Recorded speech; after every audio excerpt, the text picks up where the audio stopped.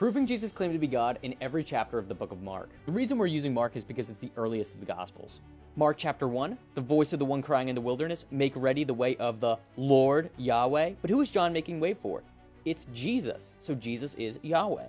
Chapter 2, Jesus declares that a man's sins are forgiven, and the Jews accuse him of blasphemy for this because only God can forgive sins.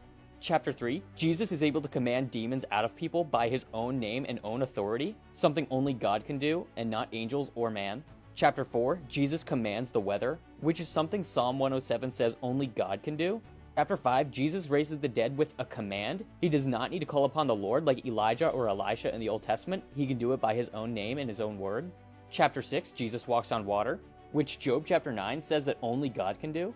Chapter 7, Jesus heals the blind, the mute, and the deaf, which Exodus chapter 4 says that only God can do. Chapter 8 is a feeding of the 4,000 in the wilderness, which is a direct parallel to God feeding the Israelites in the wilderness. Jesus makes bread out of nothing, just as God sent the manna down from heaven. Chapter 9 is a transfiguration where Jesus meets with Elijah and Moses on a mountain. And if you look at the Old Testament, the only two people who went up a mountain to meet with God is Moses and Elijah. Chapter 10, Jesus is able to see into the hearts of man, which only God is able to do. And he's able to predict the future. Again, something only God can do. Chapter 11, Jesus is able to make a fig tree die simply by cursing it with his word. Chapter 12, he explicitly calls himself the Son of God.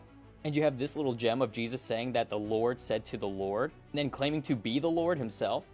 Chapter 13, Jesus predicts the destruction of the temple with astonishingly accurate details. Chapter 14, Jesus himself establishes a covenant with his people, a direct parallel to God doing it in the Old Testament with Abraham and Moses.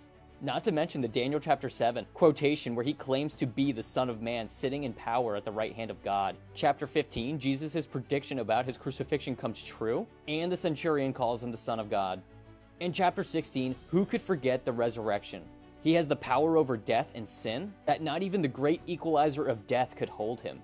He has the keys to Hades, and he says that all who follow him and trust in him will also be raised to life forever eternally. So yeah, even in the earliest gospel, Jesus is obviously God. It's impossible to miss.